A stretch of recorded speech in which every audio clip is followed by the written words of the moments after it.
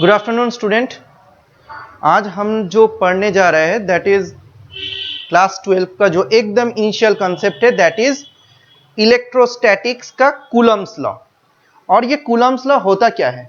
होता है कि अगर दो चार्ज तुम रख दो और वो दोनों अगर दो पॉजिटिव भी हो सकता है, दो नेगेटिव भी हो सकता है एंड दो चार्जेस के अंदर एक पॉजिटिव और एक नेगेटिव हो सकता है, तो क्या होता है हम लोग ऑलरेडी पढ़ चुके हैं और हम लोग को ऑलरेडी नॉलेज है कि दो same kind of charge repel each other and two opposite polarity charge attract each other. That means अगर दो पॉजिटिव चार्ज को तुम रख दोगे थोड़ा सा डिस्टेंस में तो वो दोनों क्या करेगा, वो दोनों एक दूसरे को रिपेल करेगा।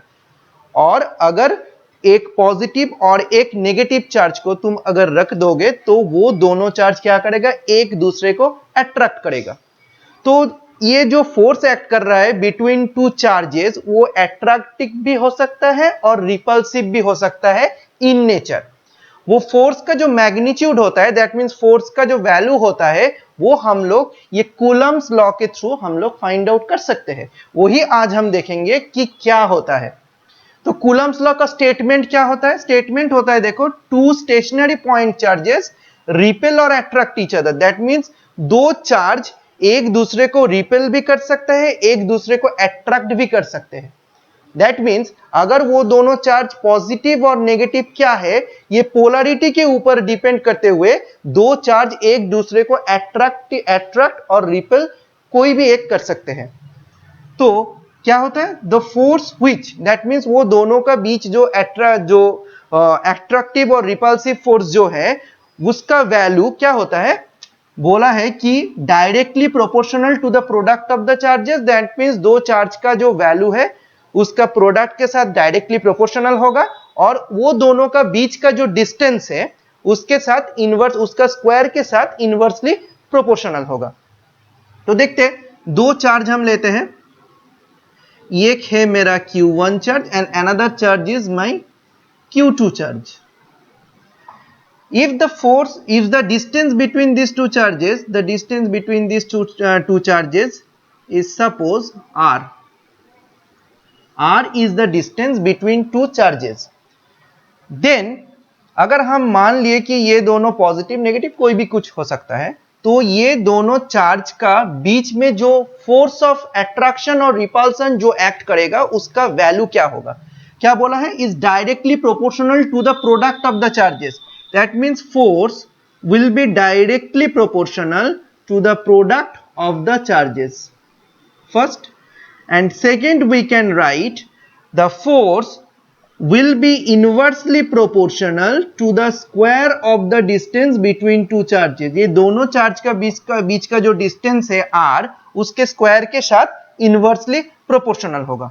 तो ये दोनों को अगर एक करके हम लिखे तो ये क्या लिख सकते हैं, we can write that Q1 Q2 divided by R square। तो इसको हम लोग लिख सकते हैं क्या, F is equal to K into Q1 Q2 by R square। ये क्या होता है, ये K क्या होता है? ये K को हम लोग कहते हैं इलेक्ट्रोस्टैटिक प्रोपोर्शनल कांस्टेंट। K का वैल्यू क्या होता है? K का वैल्यू हम लोग लिख सकते हैं 1/4 pi epsilon not. What is epsilon not? Epsilon not is the permittivity, electrostatic permittivity of free space. ये नॉट का मतलब है फ्री स्पेस का परमिटिविटी, इलेक्ट्रोस्टैटिक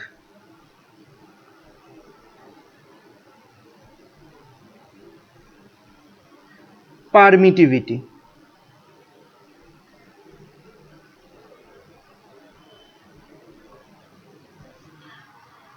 तो ये K का जो वैल्यू है 1/4 पाई एप्सिलॉन नॉट, तो इसका वैल्यू क्या होगा? इसका वैल्यू होगा 9 into 10 to the power 9। Unit क्या होगा? अब K का यूनिट हम लोग क्या लिख सकते हैं? तो K का यूनिट होगा, K को एक साइड में रख के अगर बाकी जो है Q1 Q2 R स्क्वायर को हम दूसरा साइड में ट्रांसफर कर देंगे तो ऊपर में फोर्स रहेगा और ये डिस्टेंस चला जाएगा, तो इसका क्या होगा, न्यूटन मीटर स्क्वायर। नीचे जो दो है चार्ज, चार्ज का यूनिट है हम लोग का कूलम, तो नीच में होगा कूलम स्क्वायर, तो इसका यूनिट हम लोग लिख सकते हैं newton metre square coulomb to the power -2। ये है हम लोग का K का जो वैल्यू है, तो हम लोग ये लिख सकते हैं F is equal to 1/4 pi epsilon nought into Q1 Q2 by R square. ये formula is applicable in free space because I am using here epsilon naught, that means free space का permittivity है। that means दो charge का बीच में जो medium है वो मीडियम अगर फ्री स्पेस या एयर मीडियम अगर यूज होगा तो ये फॉर्मूला हम लोग यूज कर सकते हैं। अगर सर मान लीजिए ये बीच का जो मीडियम है Q1 Q2 चार्ज का बीच का जो मीडियम है, अगर ये फ्री स्पेस और एयर ना रखे हुए कोई दूसरा अगर कोई मीडियम इधर रहा, if I replace the medium by any other medium, तो क्या चेंज होगा, ये जो एप्सिलॉन नॉट होता है ये एप्सिलॉन नॉट का वैल्यू चेंज हो जाता है। तो उधर में हम क्या लिख सकते हैं, इसको हम थोड़ा मिटा देते हैं, इसकी जगह हम लोग लिख सकते हैं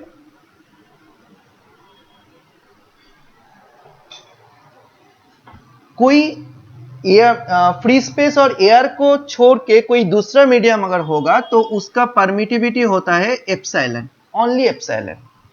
एप्सिलॉन का वैल्यू होता है K इंटू एप्सिलॉन नॉट। ये K क्या है, this K is known as the dielectric constant of the medium.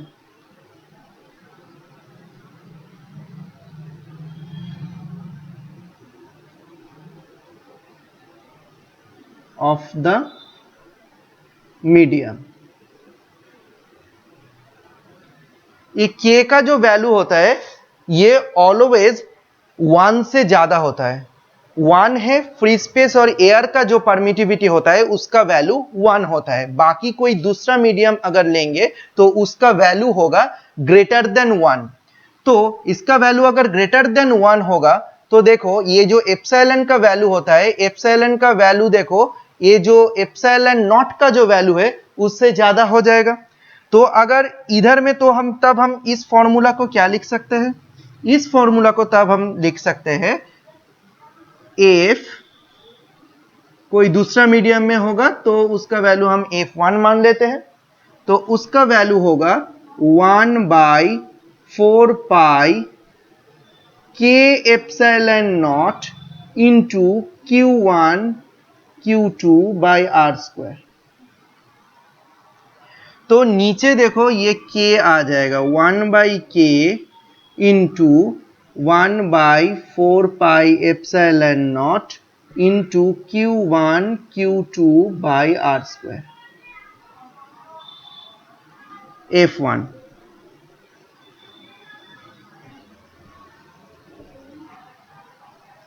ये K क्या होता है, फिर से हम लिखे, ये जो स्मॉल K हम इधर लिए हैं वो स्मॉल K है मेरा dielectric constant of the medium, medium का डाइलेक्ट्रिक कांस्टेंट का वैल्यू, उसका वैल्यू प्रोवाइडेड रहता है। तो इसको हम देखो, इसको अभी इसको थोड़ा मिटा देते हैं, तो इधर में हम क्या लिख सकते हैं, इधर में देखो ये जो 1/4 pi epsilon not Q1 Q2 ये क्या है, ये मेरा जब मेरा बीच का जो मीडियम है वो मीडियम अगर एयर और फ्री स्पेस रहा तब उसका फोर्स का वैल्यू, तो वो F लिख सकते हैं। तो ये वैल्यू क्या रहा है, F by dielectric constant of the medium, तो मीडियम का फोर्स का वैल्यू। तो इधर से देखो ये फॉर्मूला को हम लोग ट्रिक्स फॉर्मूला को यूज करके हम लोग छोटा छोटा न्यूमेरिकल हम लोग कैसे सॉल्व कर सकते हैं। तुमको सपोज कोई एक न्यूमेरिकल दिया, सपोज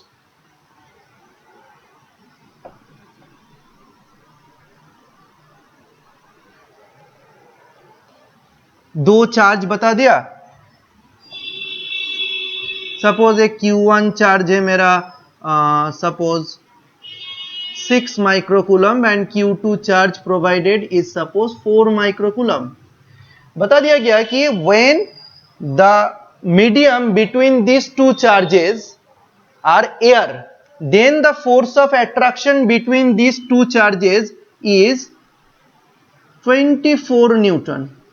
ओके, दैट मीन्स इसका बीच का जो मीडियम है वो मीडियम अगर मेरा एयर रहा तब ये दोनों चार्ज का बीच का जो डिस्टेंस है ये 24 न्यूटन है.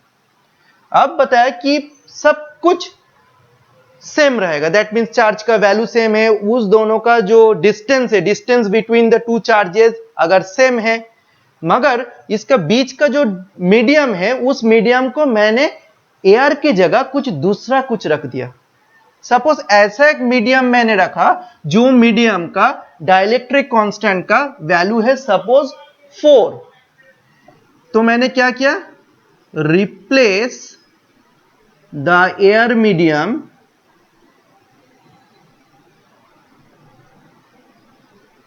by any other medium of dielectric constant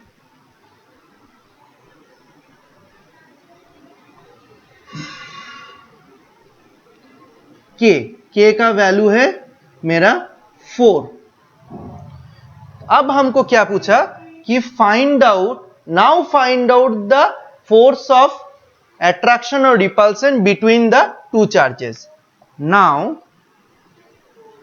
find out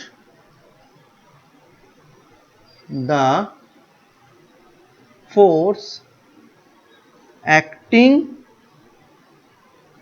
between two charges.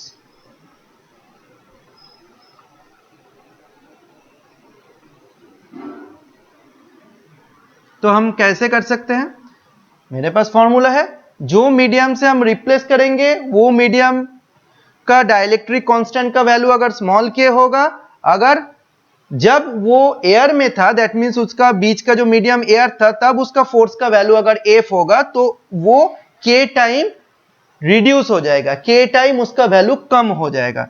तो न्यू फोर्स जो होगा एफ न्यू वो क्या होगा, एयर में जब था तब देखो उसका फोर्स था 24, अब उसका डाइलेक्ट्रिक कांस्टेंट का वैल्यू क्या है 4, तो उसका न्यू जो फोर्स होगा that is 6 Newton. That means ये कंसेप्ट को यूज करके हम लोग इजीली कोई कैलकुलेशन ना करके सिर्फ इस कॉन्सेप्ट के हिसाब से हम लोग फोर्स का वैल्यू फाइंड आउट कर सकते हैं इधर. तो ये थोड़ा ध्यान में रखना, this is a very important concept. Now अभी एक क्वेश्चन इधर में आते हैं, डेफिनेटली वो तुम लोग को जानना पड़ेगा. क्या है, जो एप्सिलॉन नॉट है that means permittivity of the free space जो है उसका डायमेंशन क्या होता है. दैट मींस एफ अगर हम लोग लिखे तो एफ का वैल्यू क्या है 1/4 pi epsilon nought into q1 q2 by R square. इसका डायमेंशन क्या होता है, एप्सिलॉन नॉट का डायमेंशन क्या होता है. तो डायमेंशन फाइंड आउट करने के लिए एप्सिलॉन को हम दूसरा साइड में ले जाएंगे, तो ये 4 पाई का तो कुछ ऐसे नहीं होता है, तो एप्सिलॉन का डायमेंशन यूज कर लिखने के लिए हम लोग को क्या करना पड़ेगा, एफ इधर आएगा दैट मींस q1 q2 ये दोनों का डायमेंशन डिवाइडेड बाय मेरा फोर्स का dimension into the distance between the जो चार्जेस है उसका डायमेंशन. चार्ज का डायमेंशन क्या होता है हम लोग को पता है, 80 हम लोग होता है चार्ज का डायमेंशन, तो उसका डायमेंशन हम लोग 80 लिख लिए, 80 का स्क्वायर डिवाइडेड बाय फोर्स का डायमेंशन क्या होता है, force M L T to the power -2 होता है फोर्स का डायमेंशन. डिस्टेंस का डायमेंशन क्या होता है, डिस्टेंस का डायमेंशन होता है एल, तो मैंने एल का स्क्वायर लिख लिया. तो ये क्या होता है ए स्क्वायर टी स्क्वायर, नीचे है L square that means M L cube T to the power -2. अब ऊपर अगर हम इसको लेकर जाएंगे तो ये हो जाएगा मेरा m to the power -1 l to the power -3, t ऊपर चला जाएगा तो ये हो जाएगा मेरा a square t to the power 4. This one is the dimension of m to the power -1 l to the power -3 t to the power 4 a square. This one is the dimension of epsilon naught. Epsilon का जो dimension है ये हम लोग का है m to the power -1 l to the power -3 a square t to the power 4।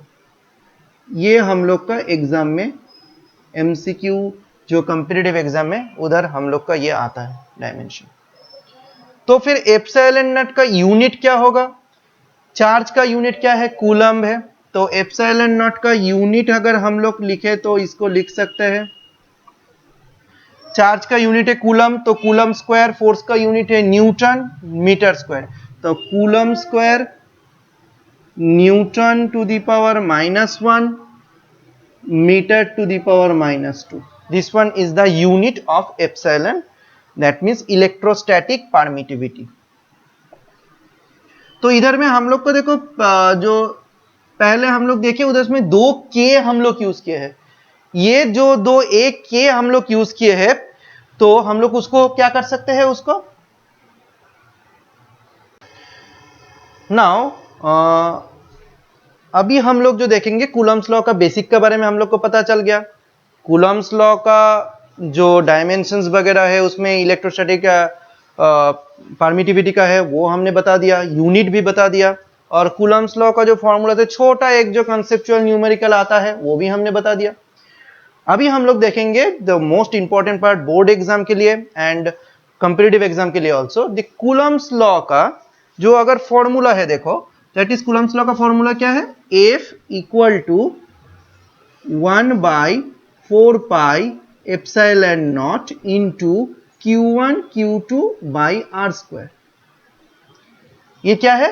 दो अगर चार्ज है मेरा Q1 एंड Q2, उसका बीच का जो डिस्टेंस है चार्ज का वो अगर R है, तो the force acting between this two charges वो एट्रैक्टिव भी हो सकता है, रिपल्सिव भी हो सकता है। तो उसका बीच का जो फोर्स है वो फोर्स का मैग्नीट्यूड तो हमको इधर से पता चल गया, इस फॉर्मूला से हमको पता चल जाएगा, मगर वो फोर्स का डायरेक्शन क्या होगा? क्योंकि force is a vector quantity, direction क्या होगा? ये डायरेक्शन पता करने के लिए हमको कूलम्ब्स लॉ का जो वेक्टर फॉर्म है वो वेक्टर फॉर्म हम लोग को देखना पड़ेगा। तो कूलम्ब्स लॉ का वेक्टर फॉर्म हम थोड़ा देख लेते हैं। अभी हम लोग क्या करेंगे, Coulomb's law in vector form.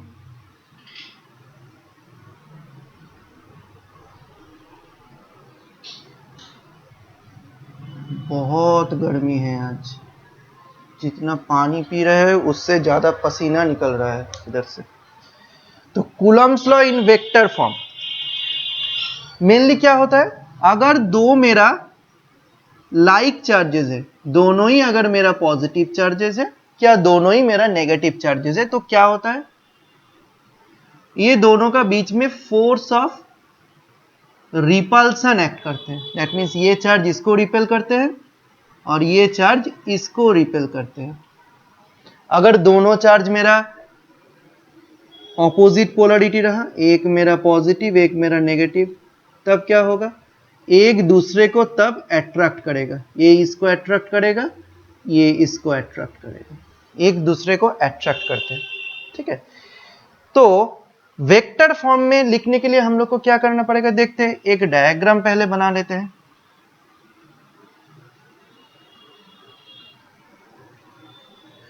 Suppose this O is the origin and there are two charges is there. One is Q1 charge and another is Q2 charge.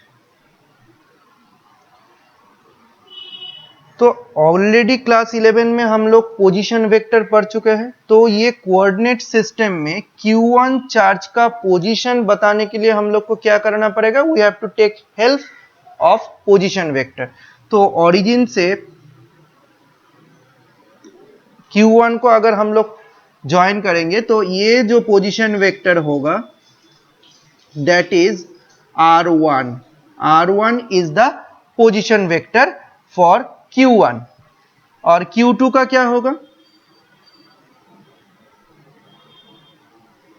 Q2 का पोजीशन वेक्टर मेरा होगा R2। R2 is the position vector of Q2 with respect to origin. ये जो force of attraction और repulsion जो act करते हैं between two charges, वो कहां पे एक्ट करते हैं? वो दोनों का बीच का जो लाइन ज्वाइनिंग है, दैट मींस ये चार्ज और ये चार्ज का बीच का जो लाइन है इसके ऊपर ये फोर्स ऑफ अट्रैक्शन और रिपल्सन जो भी है एक्ट करेगा। तो क्या होगा, अगर ये Q1 और Q2 का डिस्प्लेसमेंट वेक्टर अगर हम लोग लेंगे और Q1 से Q2 तक हम जाएंगे तो डिस्प्लेसमेंट वेक्टर क्या होगा, तब मेरा डिस्प्लेसमेंट वेक्टर होगा Q1 से Q2 तक अगर हम लोग जाएंगे तो ये डिस्प्लेसमेंट वेक्टर होगा R12। दैट मीन्स Q1 से Q2 तक हम जा रहे हैं तो ये डिस्प्लेसमेंट वेक्टर होगा R12।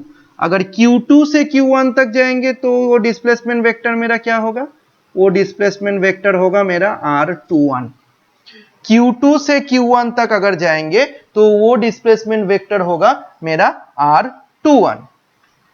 अब देखो ये Q2 चार्ज Q1 चार्ज के ऊपर जो फोर्स अप्लाई करेगा, अगर वो रिपल्सिव दोनों ही अगर पॉजिटिव चार्ज है तो ये Q2 Q1 को क्या करेगा, रिपेल करेगा। तो फोर्स कौन सा डायरेक्शन में एक्ट करेगा, तो वो फोर्स एक्ट करेगा मेरा इस डायरेक्शन में। Q1 चार्ज के ऊपर फोर्स अप्लाई हो रहा है ड्यू टू चार्ज Q2, तो इसको हम लोग लिख सकते हैं F12 force on charge Q1 due to charge Q2। और Q2 के ऊपर क्या होगा, Q2 के ऊपर होगा इस डायरेक्शन में force on charge Q2 due to Q1, तो F21 हम लोग लिख सकते हैं। तो अगर हम थोड़ा ब्रीफ कर देंगे तो इसको हम लोग क्या लिख सकते हैं, इसको हम लोग थोड़ा क्लियर कर देते हैं। AR21 है ये, और ये होगा मेरा R12। तो मैंने फिर से थोड़ा ब्रीफ कर देते हैं क्या है, दोनों चार्ज मैंने लिया, एक है Q1 और एक है मेरा Q2। ये है मेरा Q1 एंड ये चार्ज है मेरा Q2। दोनों का पोजीशन वेक्टर मैंने निकाला, दैट मींस कोऑर्डिनेट सिस्टम में इस स्पेस में वो कहां पे है Q1 चार्ज, तो उसका पोजीशन वेक्टर R1 से मैंने डिनोट किया, और Q2 का मैंने डिनोट किया R2 से मैंने डिनोट किया। अब जो फोर्स एक्ट कर रहा है वो दोनों चार्ज का बीच का जो लाइन ज्वाइनिंग है उसके ऊपर ही तो, उसके अलोंग ही तो एक्ट करेगा। तो उसका डिस्प्लेसमेंट क्या होगा, अगर हम Q1 से Q2 तक जाएंगे तो उसका डिस्प्लेसमेंट होगा R12। दैट मींस हम 1 से 2 के तरफ जा रहे हैं। डायरेक्शन कौन सा दिख में है, डायरेक्शन है R1 से 2 के तरफ है। अगर मैंने 2 से 1 की तरफ गया तो मेरा डायरेक्शन होगा R21, 2 से 1 की तरफ। Q2 चार्ज Q1 चार्ज के ऊपर जो फोर्स अप्लाई कर रहा है, दैट मींस Q2 चार्ज जब Q1 को रिपेल कर रहा है तब वो क्या होगा, तब वो फोर्स का डायरेक्शन होगा इस डायरेक्शन में, और फोर्स का वैल्यू होगा F12। That means force on charge Q1 due to charge Q2, and Q2 के ऊपर जो फोर्स होगा वो क्या होगा, F21। That means force on charge Q2 due to charge Q1। अगर तो ये F12 फोर्स के वैल्यू अगर हम लिखे तो इधर क्या लिख सकते हैं, F12 फोर्स का वैल्यू मैंने लिखा तो क्या लिख सकते हैं, force on charge Q1 due to Q2, तो इसको हम लोग लिख सकते हैं 1/4 पाई एप्सिलॉन नॉट इनटू दोनों चार्ज का बीच का जो प्रोडक्ट है, charge is a scalar quantity तो कोई चेंजेस कुछ नहीं होगा, Q1 Q2 डिवाइडेड बाय। अब देखो एक चीज, ये जो फोर्स एक्ट कर रहा है वो कौन सा डायरेक्शन में, तो Q2 से Q1 की तरफ एक्ट कर रहा है। तो जो डिस्प्लेसमेंट वेक्टर हमको लेना है वो होगा फोर्स का डायरेक्शन में। फोर्स जिस डायरेक्शन में है डिस्प्लेसमेंट वेक्टर उसी डायरेक्शन में होना चाहिए। तो F12 जिस डायरेक्शन में है उस डायरेक्शन में डिस्प्लेसमेंट वेक्टर क्या होगा, R21। तो उस डिस्प्लेसमेंट वेक्टर का मैग्नीट्यूड का स्क्वायर हम लिख सकते हैं R21 स्क्वायर, और डायरेक्शन को माने इधर तो क्या है, वेक्टर क्वांटिटी है, तो डायरेक्शन को एक्सप्लेन करने के लिए इधर हम लोग क्या यूज करेंगे, ये R2 का डायरेक्शन में unit vector, R21 displacement vector का यूनिट वेक्टर, तो इधर हम लोग लिख सकते हैं R21 का यूनिट वेक्टर से मल्टीप्लाई करेंगे। So this one is the F12 जो फोर्स है उसका टोटल जो वेक्टर फॉर्म में अगर लिखेंगे तो ये हम लोग लिख सकते हैं।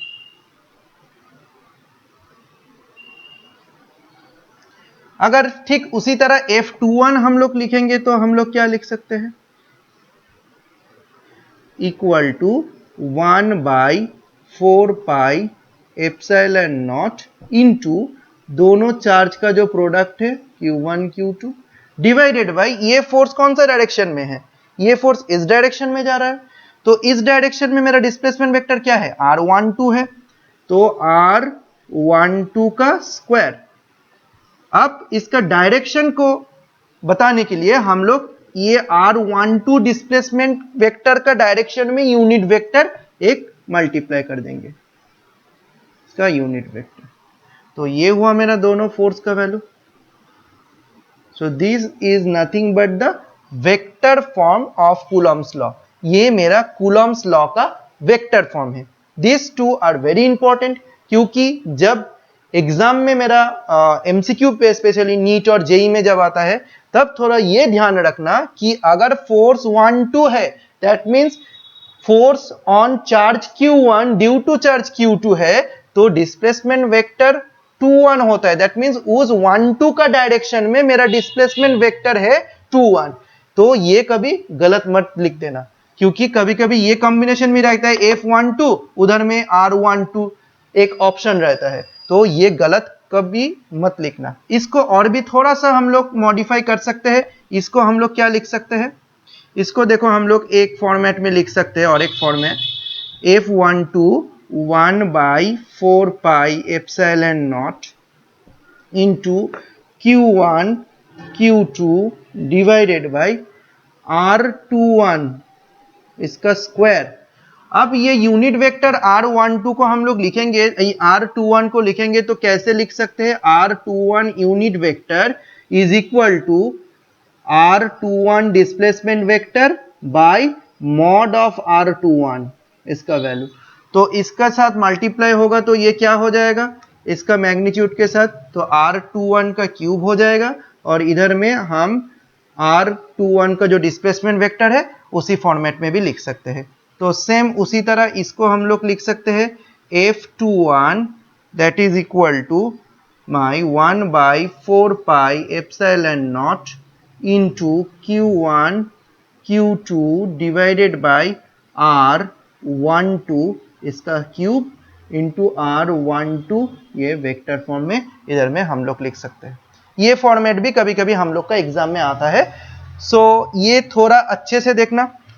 इधर से कुछ क्वेश्चन डेफिनेटली हम चैप्टर खत्म होने के बाद ही हम क्वेश्चन करेंगे। आज एक छोटा क्वेश्चन हम देख लेते हैं इधर से हम लोग कैसे कर सकते हैं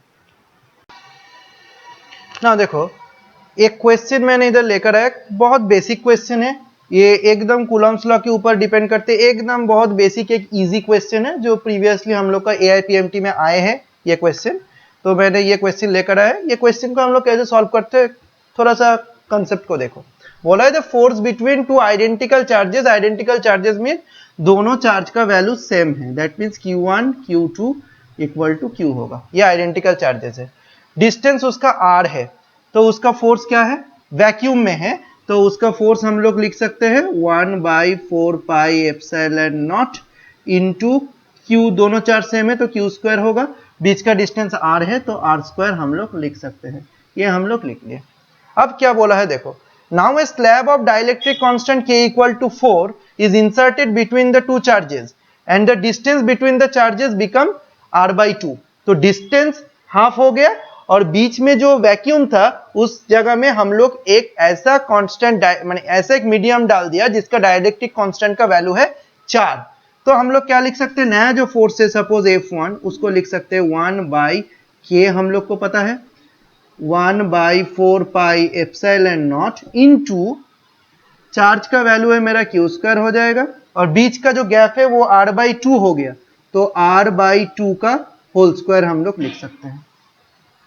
तो ये स्क्वायर 4 ऊपर चला जाएगा, ये K की जगह हम लोग 4 लिख दिया, into 1/4πε0 into Q square by R square into ऊपर में 4 चला गया, ये 4 हम लोग अगर कट देंगे तो 1/4πε0 Q स्क्वायर बाई आर। ये किसका वैल्यू है? ये देखो वैक्यूम में जो वैल्यू था वही वैल्यू है, तो मेरा फोर्स का कोई चेंजेस नहीं होगा, तो मेरा option A will be correct.